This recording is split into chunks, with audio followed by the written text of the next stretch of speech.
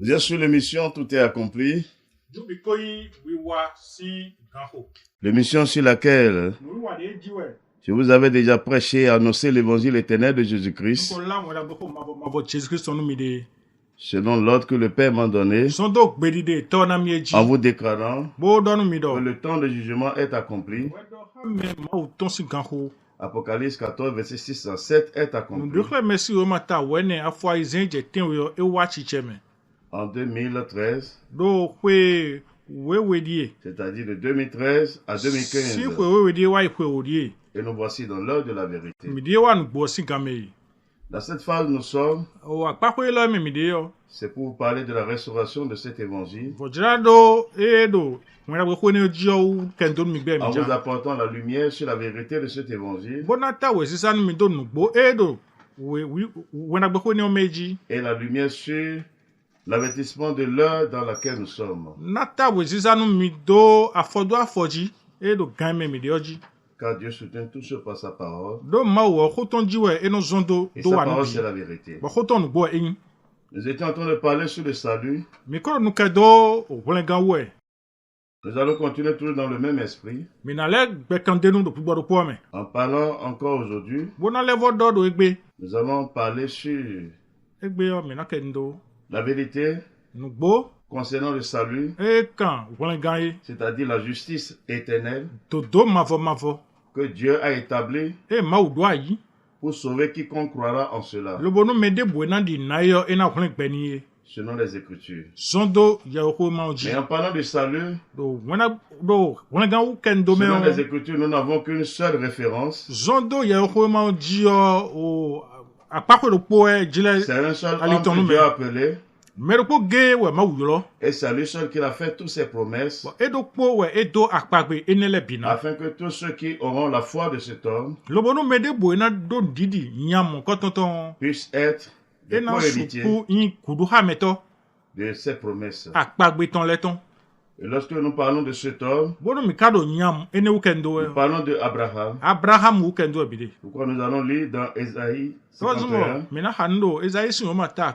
verset 1 à 2. Écoutez-moi, pour qu'il puisse sauver la justice. Il cherchait l'éternel, portez le regard sur le rocher, d'où vous avez été taillé, sur le creux de la fosse, d'où vous avez été tiré. Portez le regard sur Abraham, votre père, et sur Sarah, qui vous a affronté, car lui seul je l'ai béni et multiplié.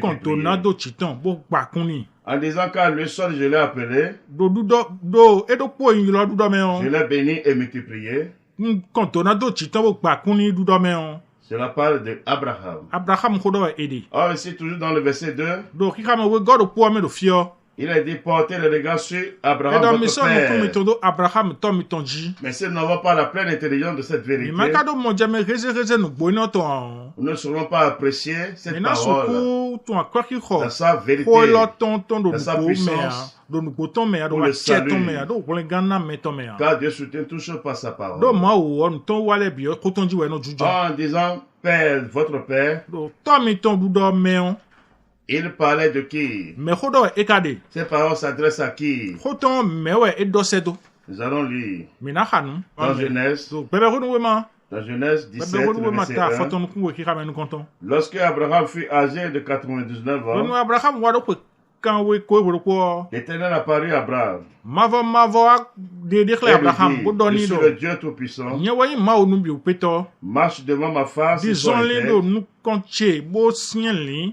J'établirai mon alliance entre moi et toi, et je te multiplierai à l'infini. Abraham tomba sur sa face, et Dieu lui parla en disant, voici mon alliance que je fais avec toi. Tu deviendras père d'une multitude de nations. On ne t'appellera plus Abraham, mais ton nom sera Abraham, car je te rends père d'une multitude de nations. Voilà la vérité de ce mystère par rapport à cette paternité qui a été donnée à Abraham. Pour qui il a été appelé Père. Pour qui il a été appelé Père. Pour qui il a été appelé pour Père. Ni mère, il a une tonne. C'est ça que nous venons de voir selon les Écritures. Celui qu'il a appelé du seul, en l'établissant Père, il a établi Père pour toutes les nations. C'est-à-dire la nation d'Israël et toutes les nations des païens, toutes les nations qui sont toute la terre. C'est d'elle qu'il est Père. C'est pour elle qu'il a été établi Père. Selon la volonté de celui qui l'a appelé. Pour le salut de tous ceux qui croiront. C'est-à-dire qu'il est Père principalement pour tous les croyants. Et c'est ça qui est la vérité.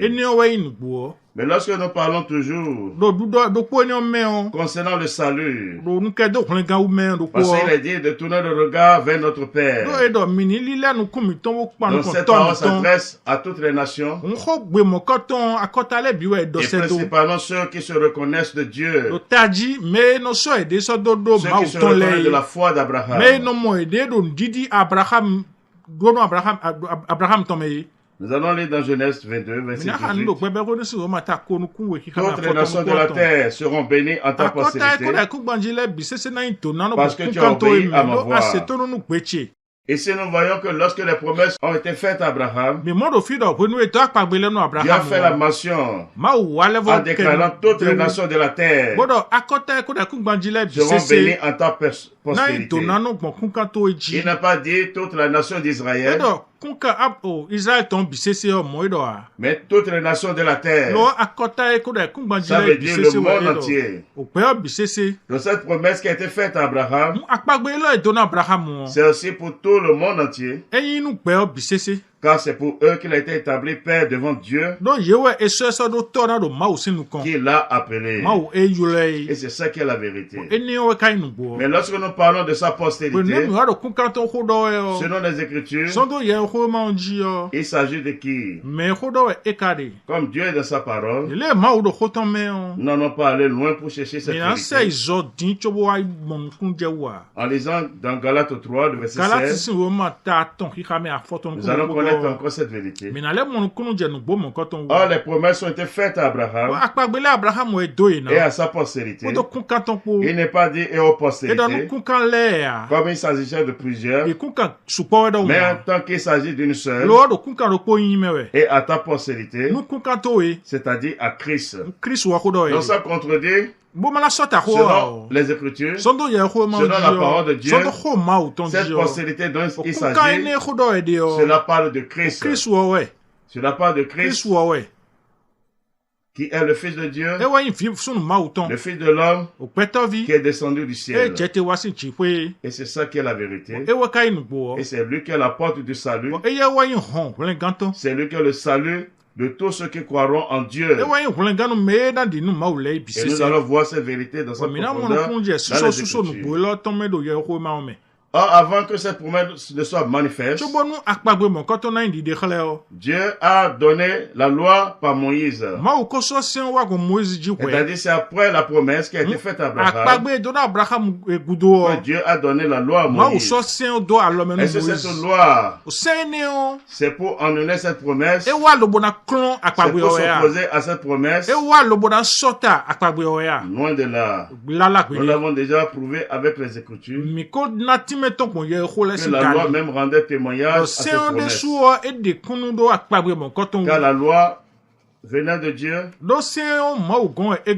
c'est de Dieu que cela est venu, ce n'est pas d'un autre. Mais Dieu est toujours derrière sa promesse. C'est pourquoi même la loi aussi a rendu témoignage à cette promesse. Est-ce que nous allons lire encore dans Deutéronome 18, le verset 15? L'Éternel ton Dieu te suscitera du milieu de toi, d'entre tes frères, un prophète comme moi, vous l'écouterez.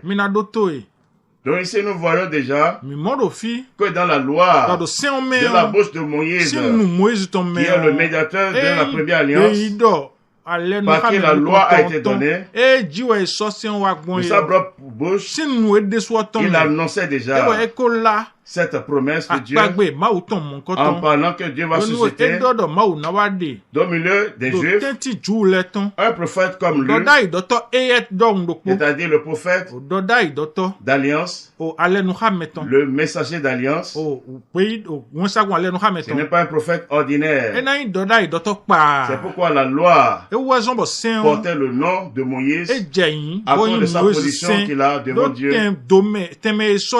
qui n'est qu'une figure qui annonçait le Christ dans la gloire du Père. Donc ici, déjà dans la loi, la promesse, le Christ est annoncé. Donc cela ne s'oppose pas. Et selon les Écritures encore, car Dieu est dans sa parole, selon les Écritures, lorsque nous lisons dans Jean 5, à partir du verset 39 à 47, mais nous avons, pour gagner le temps, nous allons lire le verset 45. Ne pensez pas que moi je vous accuserai devant le Père. Celui qui vous accuse, c'est Moïse, en qui vous avez mis votre espérance. Car si vous croyez Moïse, vous me croyez aussi, parce qu'il a écrit de moi. Mais si vous ne croyez pas à ces écrits, comment croirez-vous à mes paroles?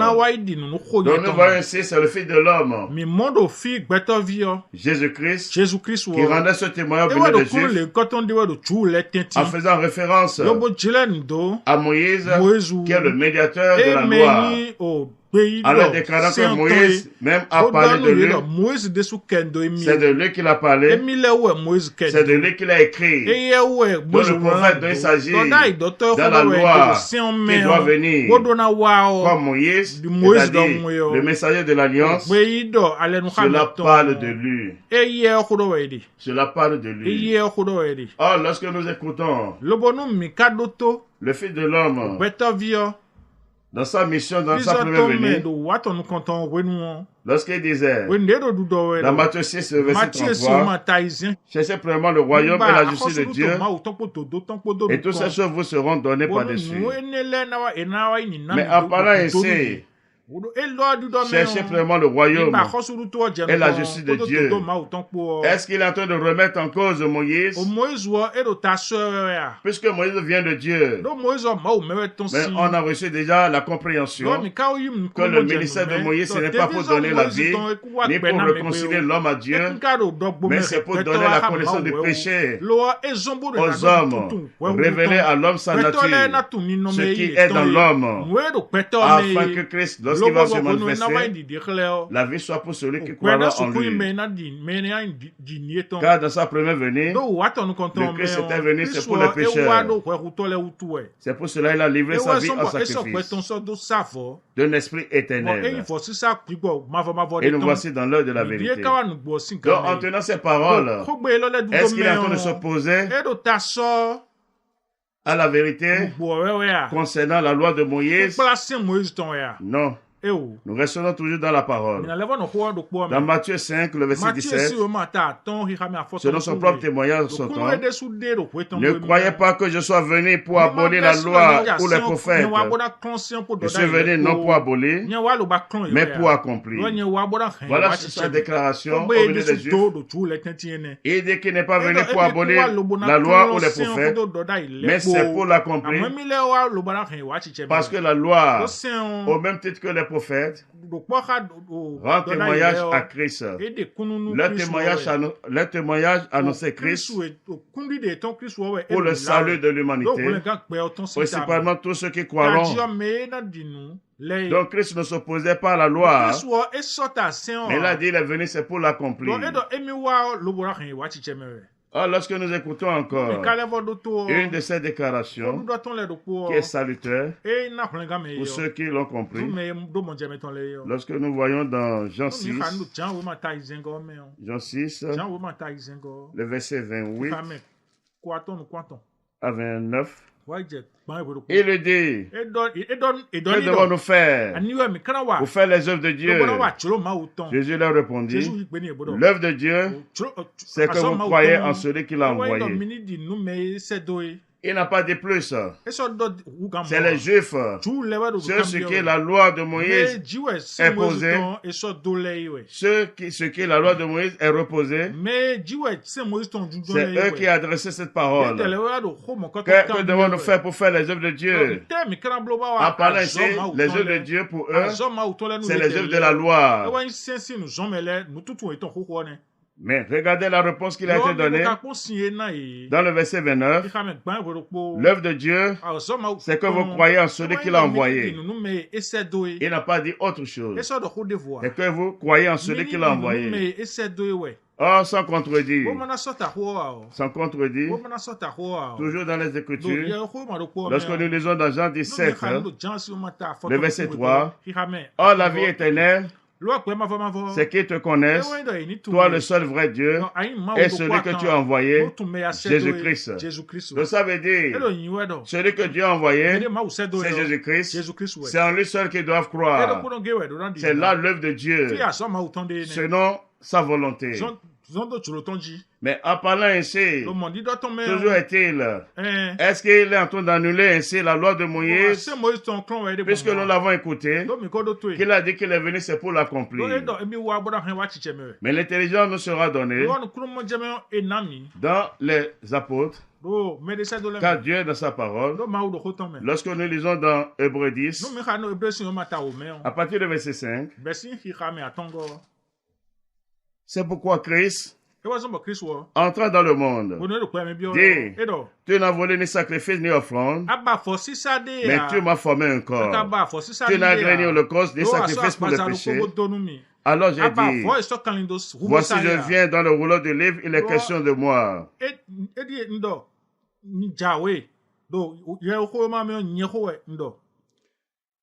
Alors j'ai dit, voici je viens dans le rouleau de livre, il est question de moi, pour faire, oh Dieu, ta volonté.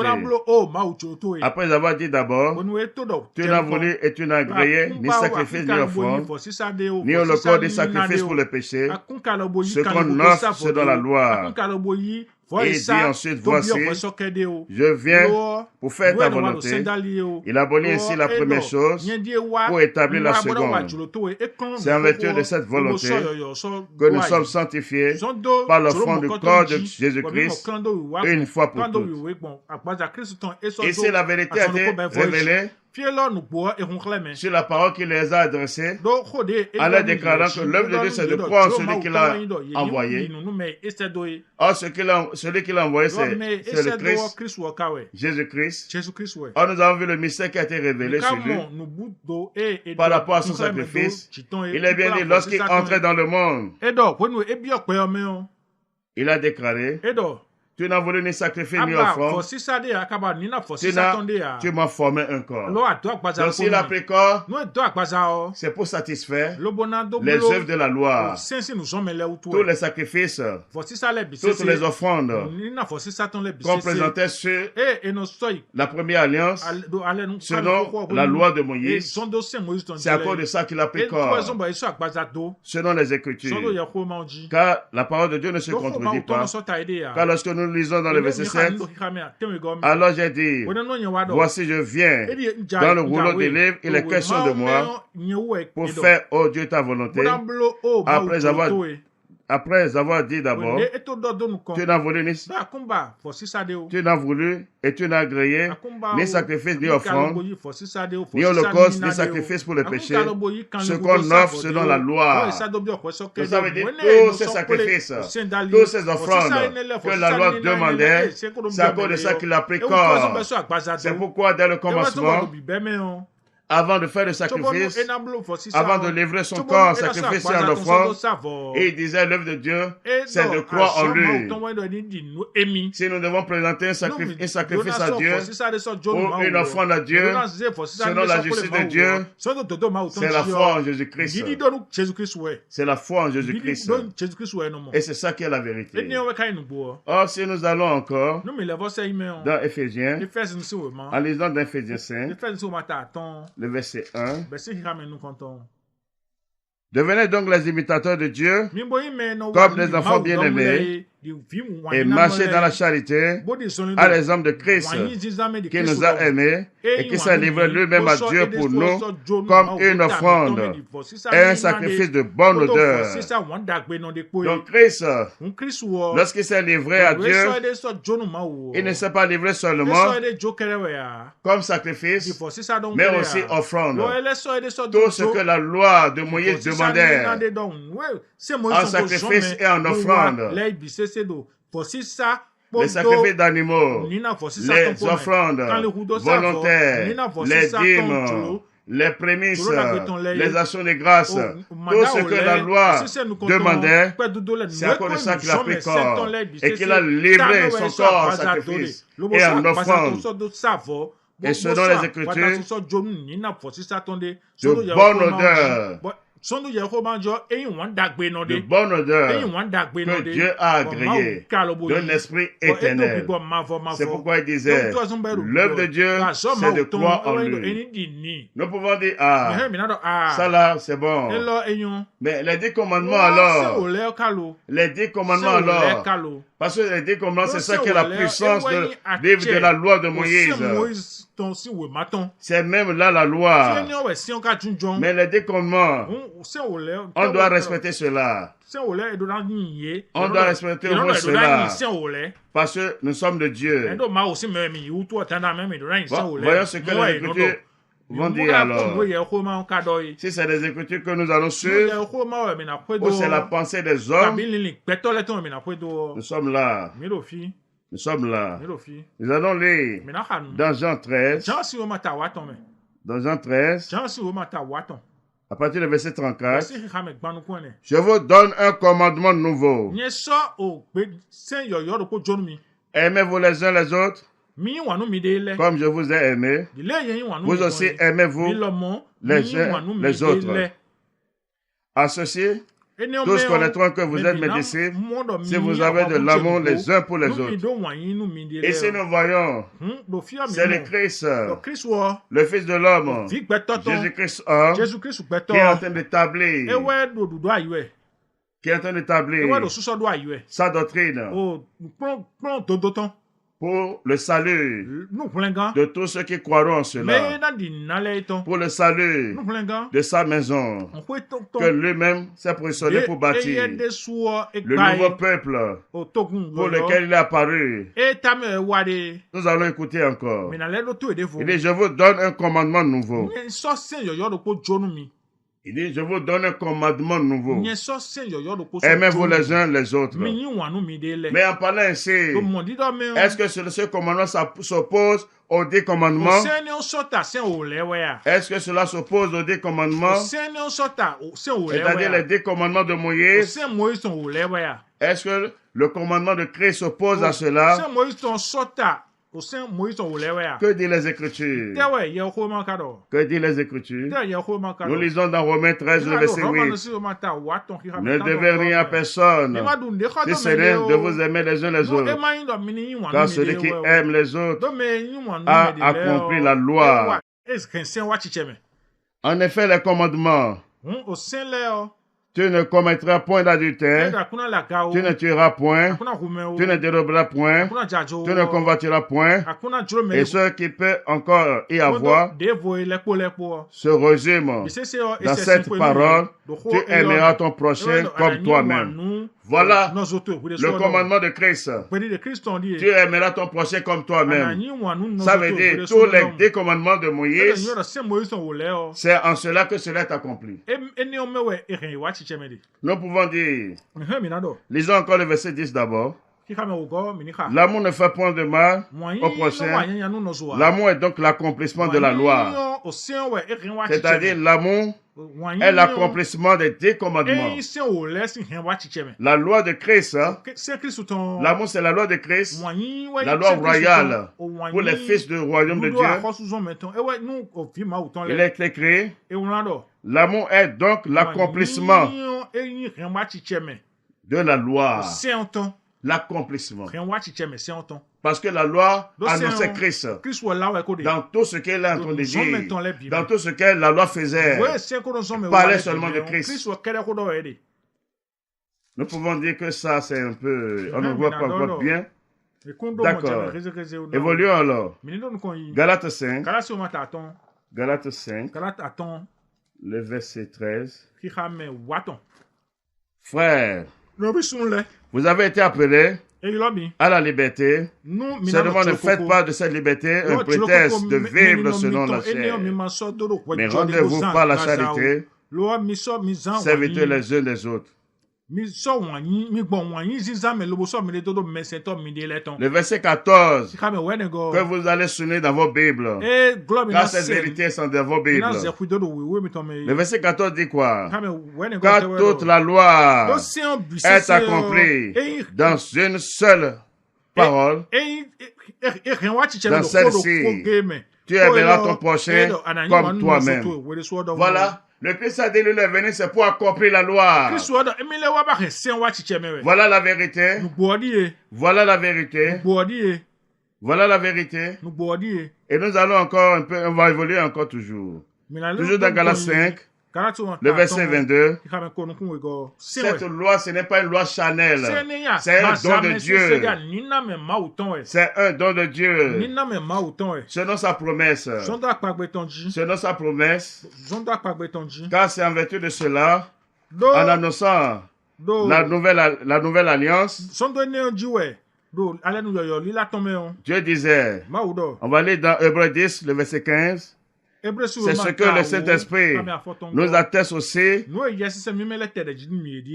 Car après avoir dit, voici l'alliance que je ferai avec eux. Après ce jour-là, dit le Seigneur, je mettrai mes lois dans leur cœur et je les écrirai dans leur esprit. Et il ajoute, je ne me souviendrai plus de leurs péchés ni de leurs iniquités. Et s'il a dit quoi? Voici l'alliance que je ferai avec eux. Après ce jour-là, dit le Seigneur, je mettrai mes lois dans leur cœur et je les écrirai dans leur esprit. En parlant ainsi, il parlait par rapport à la nouvelle alliance. Ça veut dire les lois là, qui sont accomplies en un seul commandement, qui est l'amour. Tu aimeras ton prochain comme toi-même. Comme le Seigneur Jésus-Christ l'a déclaré, voici, je vous donne un commandement nouveau. Cela ne vient pas d'un homme, c'est le don de Dieu, c'est le fruit du Saint-Esprit. C'est pourquoi celui qui vient au salut, celui qui vient au salut à la première heure, c'est le don du Saint-Esprit qu'on lui donne. Pour le faire appartenir au corps du Christ. Et c'est le fruit, quand on dit le fruit, cela ne dépend pas de lui. C'est naturel. Cela se manifeste en lui, c'est l'œuvre de Dieu. Et pour comprendre ce témoignage, Romains 5, le verset 5. Or, l'expérience ne trompe point, parce que l'amour de Dieu est répandu dans nos cœurs par le Saint-Esprit qui nous a été donné. Il a dit, il mettra ses lois dans le cœur. Pour ceux qui vont appartenir à la nouvelle alliance, il écrira dans leur esprit. Voilà la vérité. Nous relisons Romains 5, verset 5. Or, l'expérience ne trompe point, parce que l'amour de Dieu est répandu dans nos cœur par le Saint-Esprit qui nous a été donné. Donc celui qui a reçu le don du Saint-Esprit, selon la vérité de l'évangile de la grâce, naturellement, cette loi de Moïse, les 10 commandements sont accomplis en lui. Sont accomplis en lui. Voici la vérité. Voici la vérité. Voici la vérité. C'est pourquoi, toujours, dans les Écritures, lorsque nous lisons dans Galates 2, le verset 21, je ne rejette pas la grâce de Dieu, car si la justice sortait par la loi, Christ est donc mort en vain. Pourquoi alors, dans Jean 19, verset 30, Christ au bois criait, tout est accompli.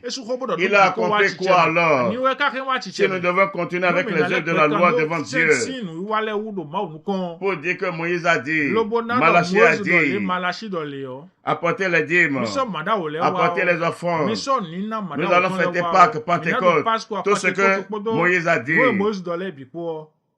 Qu'est-ce que la mort de Christ a servi alors? Nous relisons encore Galates 2, verset 21. Je ne rejette pas la grâce de Dieu, car si la justice s'obtient par la loi, Christ est donc mort en vain. Mais ça veut dire ce Christ qui l'a poussé au bois, en rendant son esprit, en mourant au bois, ne sert à rien alors.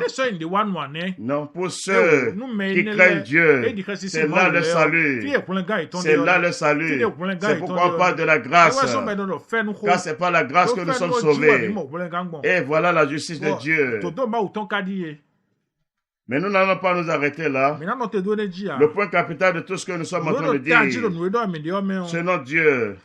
Et selon sa parole, nous allons lire dans Romains 3, à partir du verset 19. Or, nous savons que tout ce que dit la loi, elle le dit à ceux qui sont sous la loi, afin que toute bouche soit fermée et que tout le monde soit reconnu coupable devant Dieu. Car nul ne sera justifié. Car nul ne sera justifié devant lui par les œuvres de la loi, puisque c'est par la loi que vient la connaissance du péché. Est-ce que nous avons déjà vu que la loi, c'est pour donner la connaissance du péché? La loi n'a pas été donnée pour donner la vie à quelqu'un. La loi n'a pas été donnée pour ramener quelqu'un dans le royaume de Dieu. Mais c'est pour préparer les pécheurs, pour qu'ils reçoivent Christ. Donc nous allons continuer. Le verset 21 maintenant. Mais maintenant, sans la loi, est manifestée la justice de Dieu, à laquelle rend témoignage la loi et les prophètes. Nous relisons encore, car c'est la parole de Dieu. Mais maintenant, sans la loi, est manifestée la justice de Dieu, à laquelle rend témoignage la loi et les prophètes. Justice de Dieu par la foi en Jésus-Christ, pour tous ceux qui croient, il n'y a pas de distinction. C'est-à-dire, je suis juif ou je suis païen, Dieu n'est plus là. Parce que Dieu est retourné dans sa promesse à Abraham. Quand Dieu parlait à Abraham, il n'a pas parlé d'une seule nation. C'est toutes les nations. Abraham est le père de toutes les nations. Craignez Dieu. Dieu est dans sa parole. Dieu est dans sa parole. Il y a un point de distinction. Et le verset 23, car tous sont péchés et sont privés de la gloire de Dieu. Et ils sont gratuitement justifiés par sa grâce, par le moyen de la rédemption qui est en Jésus-Christ. C'est lui que Dieu a destiné par son sang à être, pour ceux qui croiraient, victime propitiatoire, afin de montrer sa justice, parce qu'il avait laissé impuni les péchés commis auparavant au temps de sa patience, afin de montrer sa justice dans le temps présent, de manière à être juste, tout en justifiant celui qui a la foi en Jésus.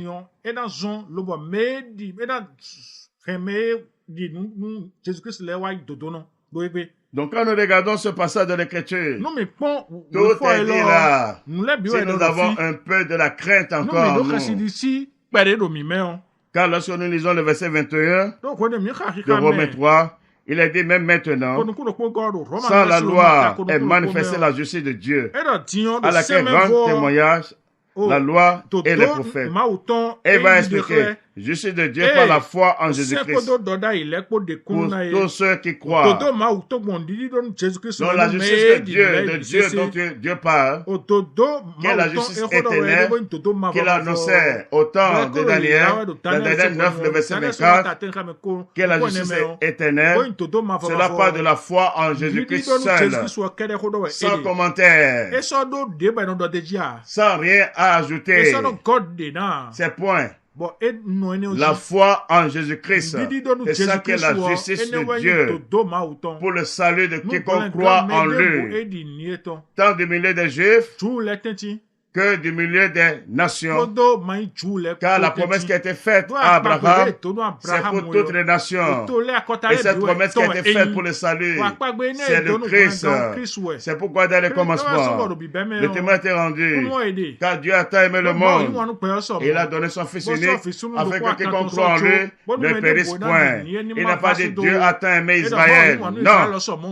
Craignez Dieu. Dieu a tant aimé le monde. Et on a dit toutes les nations qui sont sur toute la terre, toutes les familles qui sont sur toute la terre, c'est pour eux que le Christ est apparu, c'est pour eux que le Christ a été envoyé, c'est pour eux que le Christ a fait le sacrifice. Et la justice de Dieu, c'est la foi en Jésus-Christ seul. C'est ça la justice de Dieu, la foi en Jésus-Christ seul, la foi en Jésus-Christ seul, la foi en Jésus-Christ seul. Et si nous avons la compréhension de ce que nous sommes en train de dire, nous allons comprendre alors pourquoi, en parlant de son avènement, pourquoi en parlant de son avènement, il est écrit dans Apocalypse 1, le verset 7, « Voici, il vient avec les nuées, et tout œil le verra, même ceux qui l'ont percé, et toutes les tribus de la terre se lamenteront à cause de lui. » Oui, Amen. Voilà la vérité.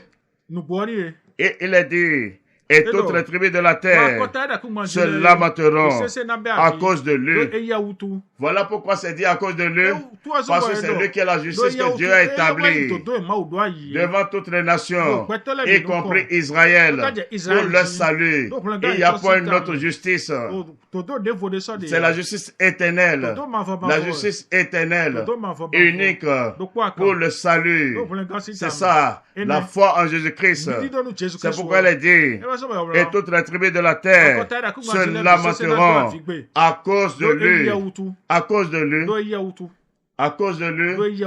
Se lamenteront à cause de lui. Voilà la vérité. Voilà la vérité. Voilà la vérité. Or, si vous dites que vous êtes de la foi en Jésus-Christ, si vous croyez en Jésus-Christ, qu'est-ce que les Écritures nous disent? Qu'est-ce que les Écritures nous disent? Toujours dans Romains 3, lorsque nous lisons le verset 27, oh, donc à le sujet de se glorifier, il est exclu. Par quelle loi? Pas la loi des œuvres? Non, mais pas la loi de la foi. Car nous pensons que l'homme est justifié par la foi, sans les œuvres de la loi. Donc quelqu'un qui est justifié par Christ, par la foi en Jésus-Christ, c'est sans les œuvres de la loi. Cette personne ne peut plus parler de dîmes devant Dieu. Cette personne ne peut plus parler des offrandes devant Dieu. Cette personne ne peut plus parler des sacrifices d'animaux devant Dieu. Cette personne ne peut plus parler l'adoration selon le temple, c'est-à-dire la construction du temple devant Dieu. Cette personne ne peut plus parler de Pâques devant Dieu. Cette personne ne peut plus parler de Pentecôte devant Dieu. Cette personne ne peut plus parler des actions de grâce, des prémices devant Dieu. Non. Cette personne ne peut plus parler des 10 commandements. Non. C'est écrit. C'est écrit. Le verset 28. Car nous pensons que l'homme est justifié par la foi, sans les œuvres de la loi. Sans les œuvres de la loi. Parce que celui qui s'accroche aux œuvres de la loi dit que Christ n'a pas fait le sacrifice. Or, nous avons vu selon les Écritures que c'est à cause des œuvres de la loi que ce corps saint lui a été donné pour faire le sacrifice, pour faire les offrandes, tout ce que la loi de Moïse demandait, et d'un esprit éternel. C'est pourquoi lui-même, lorsqu'il est en train d'instruire ses disciples, dans Jean 14, verset 13 à 14, il déclara tout ce que vous demanderez à mon nom, je le ferai, afin que le Père soit glorifié. Il n'a jamais dit apporter, demander à mon nom. Non, il n'a jamais dit cela. Or, aujourd'hui, quelle est la justice de Dieu qui vous dit de donner offrande à Dieu, surtout vous, particulièrement les nations, les païens? Quelle est la justice de Dieu qui vous autorise de construire un temple pour Dieu? Quelle est la justice de Dieu qui vous autorise de fêter Pâques, Pentecôte? Quelle est la justice de Dieu qui vous autorise de dire l'onction, de pratiquer l'encens? Quelle est la justice de Dieu qui vous dit de payer les prémices pour Dieu? Quelle est la justice de Dieu qui vous dit de payer les actions de grâce à Dieu? Vous allez trouver ça où? Même si nous fermons l'œil et je vous prends dans la loi de Moïse, vous êtes encore très loin. C'est un culte volontaire. Babylone vous a trompé. Babylone vous a donné notre évangile. Elle ne vous a pas présenté Christ. Elle ne vous a pas présenté Christ selon les Écritures, selon ce qui est écrit dans la Bible. Non. Voilà ce qui est Christ. Le Christ de la Bible est la justice de Dieu. C'est la foi en Jésus-Christ seul. C'est là qui est le salut. C'est là la grâce de Dieu. C'est là toutes les bénédictions de Dieu. Et d'un esprit éternel pour tous ceux qui croient. Jugez vous-même. Avant que le péché ne soit rentré dans l'homme. Moi, si vous avez vu l'homme présenter l'offrande à Dieu, non. C'est après la chute de l'homme que ces pratiques ont commencé par faire pour se rapprocher de Dieu. Mais tout cela annonçait Christ qui doit venir s'offrir en sacrifice, s'offrir en offrande pour réconcilier l'homme à Dieu d'un esprit éternel, pour retourner l'homme dans le jardin de Dieu, dans le royaume de Dieu. Voilà pourquoi lorsqu'il est apparu au milieu des Juifs, il disait: cherchez premièrement le royaume de Dieu. Cherchez premièrement le royaume et la justice de Dieu. Il n'a pas dit autre chose. Car il sait ce qu'il a à faire. Il est venu pour chercher et retourner ce qui était perdu. L'homme qui est tombé du jardin. Donc vous devez savoir l'esprit qui vous anime. En ce moment que vous pensez rendre culte à Dieu. En ce moment que vous croyez rendre culte à Dieu. Vous devez savoir quel esprit vous anime.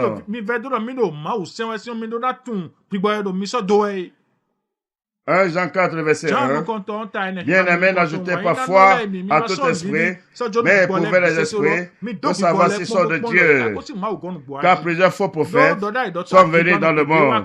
Reconnaissez à ceci l'Esprit de Dieu. Tout esprit qui confesse Jésus-Christ venu en chair est de Dieu. Et tout esprit qui ne confesse pas Jésus n'est pas de Dieu. C'est celui de l'Antéchrist dont vous avez appris la venue et qui maintenant est déjà dans le monde. Donc vous devez savoir que tous les cultes que vous dites chrétiens, c'est l'esprit de l'Antéchrist qui vous anime. Aucune de ces églises sur la terre, aucune de ces églises sur la terre n'est de Dieu, car aucune de ces églises n'appartiennent pas à Dieu. Aucune de ces églises n'a rien de la volonté de Dieu dans ses œuvres. Il n'y a pas. Vous ne pouvez pas vous réunir sans dire nous allons payer dîmes. Vous ne pouvez pas vous réunir sans dire nous allons payer offrande. Vous ne pouvez pas vous réunir pour dire non. Pâques vient, nous allons fêter Pâques. Vous êtes dans tout ça là. Mais si on vous prend encore dans le livre de la loi, vous allez voir que vous n'êtes rien dans la Bible. Vous n'êtes rien dans la Bible. Oh, vous tenez la Bible en main. C'est ça qui est le danger. C'est ça le danger encore. Vous avez votre juge dans vos mains. Là, c'est la parole de Dieu qui vous juge. C'est ça qui vous juge. Et ce que je vous dis, c'est la vérité. C'est écrit dans vos Bibles. Et vous serez surpris. L'avertissement de l'heure. Apocalypse 2, le verset 4. Et j'ai entendu le ciel de notre voix qui disait: sortez du milieu d'elle, mon peuple, afin que vous ne participiez point à ses péchés et que vous n'ayez point de part à ses fléaux, car ses péchés sont accumulés jusqu'au ciel et Dieu s'est souvenu de ses iniquités.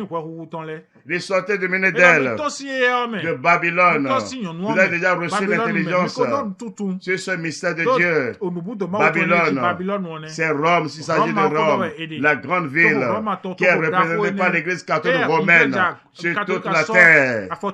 Et elle n'est pas l'église de Dieu. Elle n'a jamais été église de Dieu dès le commencement, avant qu'on va dire qu'elle est passée dans l'égarement. Non. Elle a commencé avec le mensonge. Comme vous, les églises d'aujourd'hui de ce monde, c'est avec le mensonge que vous avez commencé.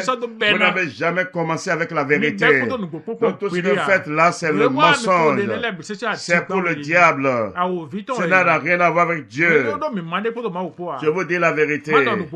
Et lorsque nous lisons toujours dans Apocalypse 17, le verset 5, sur son front était écrit un nom, un mystère, Babylone la grande, la mère des impudiques et des abominations de la terre. Ce qui veut dire quoi? Et de la mère des impudiques. Les impudiques parlent de tous ces soi-disant églises. Tous ces soi-disant églises. Après l'église catholique romaine, qui est Babylone, tout le reste, c'est des impudiques, c'est ses filles. C'est pourquoi ce réclame église mère sur vous. Parce que vous n'en faites rien sans elle. Votre source d'inspiration, c'est elle. Dans son hypocrisie à elle, elle va dire non, nous allons payer quête. On sommes dans l'œuvre sociale. C'est les quêtes. Mais vous, ces enfants, vous avez dit non, nous allons prendre l'offrande. Tant d'offrandes, tant de bénédictions. Vous voyez que vous êtes des maudits. Ces pasteurs-là, vous ne voyez pas que c'est des assassins, des criminels, des méchants. Tous ces pasteurs, tous ces prophètes, les églises de ce monde, c'est des antéchrists. Ils ne sont jamais de Christ. Ils ne vous ont jamais prêché Christ. Ils ne vous ont jamais prêché l'évangile de Christ. Je vous dis la vérité ouvertement. Sortez du milieu d'elle. Sortez du milieu de Babylone. Sortez de toutes ces églises. Sinon vous serez surpris. Lorsqu'il apparaîtra du ciel, comme une flamme de feu, selon ce qui est écrit dans vos Bibles, c'est pour punir ceux qui ne connaissent pas Dieu et ceux qui n'obéissent pas à son évangile. Voilà ce que son évangile a dit. Et ça fait de sacrifice pourquoi? Il est mort pourquoi? Si vous devez continuer dans les œuvres de la loi, il est mort pourquoi? Oh, les Écritures disent quoi? Les Écritures disent quoi? Les Écritures disent quoi? Aimez Dieu un peu. Un peu. Aimez un peu Dieu. Romains 10, le verset 1. Frère, le vœu de mon cœur et ma prière à Dieu pour eux, c'est qu'ils soient sauvés. Je leur rends témoignage qu'ils ont des ailes pour Dieu, mais sans intelligence. Ne connaissant pas la justice de Dieu et cherchant à établir leur propre justice, ils ne sont pas soumis à la justice de Dieu. Car Christ est la fin de la loi pour la justification de tous ceux qui croient. Voilà ce qui est écrit dans vos Bibles. Craignez Dieu, sortez de ces abominations. Sortez de ces abominations. Soumettez-vous à Dieu. Sinon vous serez détruits. Le temps de jugement est accompli. Vous serez surpris. Vous serez surpris. Il est bien des cas, Christ est la fin de la loi pour la justification de tous ceux qui croient. Comment est-ce que c'est possible dès que vous croyez? Et vous êtes des croyants. Et vous tenez la Bible en main, remplie d'orgueil. Et vous dites vous êtes des chrétiens. Mais en même temps, vous êtes dans les œuvres de la loi. Vous parlez des 10 commandements. Je vous ai montré avec les Écritures l'accomplissement des 10 commandements en Christ. Je vous ai montré avec les Écritures l'accomplissement des œuvres de Moïse en Christ. Craignez Dieu. Sinon, déposez la Bible. La Bible, là, vous devez déposer. Vous êtes des criminels. Vous n'êtes pas pasteurs de ce monde. Vous êtes des assassins. Vous êtes des grands assassins. Des gros méchants sur la terre. Déposez la Bible. C'est la Bible qui est la parole de Dieu, qui donne la vie. Mais vous retenez cela captif à cause de votre ventre. Et vous vous dites que vous êtes des serviteurs de Dieu qui vous a appelé. Sortez de là. Vous qui m'écoutez en ce moment. Vous dites mon pasteur, dis-lui de te montrer ce qu'il a de t'enseigner dans les Écritures. Dans ce que je vous dis, c'est ce qui est écrit dans ta Bible et dans la Bible de ton pasteur, dans la Bible de ton prophète, dans la Bible de quoi? Ton évangéliste ou de quoi? Ton prêtre, ton évêque, c'est ce qui est écrit. Sortez de là. Sinon vous serez détruits. Sortez de d'elle. Sortez de tous ces écrits de ce monde. Pour preuve. Dans leur folie. Dans leur folie. À l'image de leur mère. Quand ils créent leur entreprise, ils vont dire qu'ils sont présidents fondateurs. Mais vous cherchez quoi alors? Où est le peu d'intelligence que vous avez? Comment un homme va se positionner pour dire qu'il est président fondateur d'une église et toi tu es là pour l'écouter? Tu vois que toi tu es un séducteur. Tu vois que tu es un menteur, tu ne cherches pas la vérité. Tu dis que tu fuis tes parents parce que c'est des sorciers. Mais tu es avec un grand sorcier. Mais pasteur qui parle de Dieu d'enfant, c'est un grand sorcier. C'est un gros méchant. C'est un assassin, un criminel. Devant Dieu, selon les Écritures. Il n'est pas serviteur de Dieu. Il n'est pas serviteur de Dieu. Un pasteur qui va dire, nous allons construire un temple pour Dieu. C'est un criminel. C'est un assassin. C'est un voleur d'hommes. C'est un méchant. Je vous dis la vérité. Sortez de là. Sinon vous serez détruits. Je vous ai averti. Je vous ai averti. Car la charge que j'ai reçue de mon Père, c'est de vous avertir. Et c'est ce que j'ai fait. Et c'est ce que je fais encore. Dans la phase où nous sommes. Répentez-vous. Sortez de là. Craignez Dieu. Et donnez-lui gloire. Dieu dans sa parole. Dieu de sa parole. Et c'est sa parole qui vous juge. Je vous dis, demandez à vous-même pourquoi la Bible est tant multipliée sur la terre. Pourquoi la Bible étant traduite dans toutes ces langues sur la terre. Posez-vous donc la question. Craignez Dieu. Que celui qui a d'oreilles pour écouter, écoute. Que celui à qui il a été donné de comprendre cela. Nous sommes venus à la fin de l'émission. Vous pouvez continuer à le suivre sur YouTube. Arrobas, tout est accompli. En un seul mot.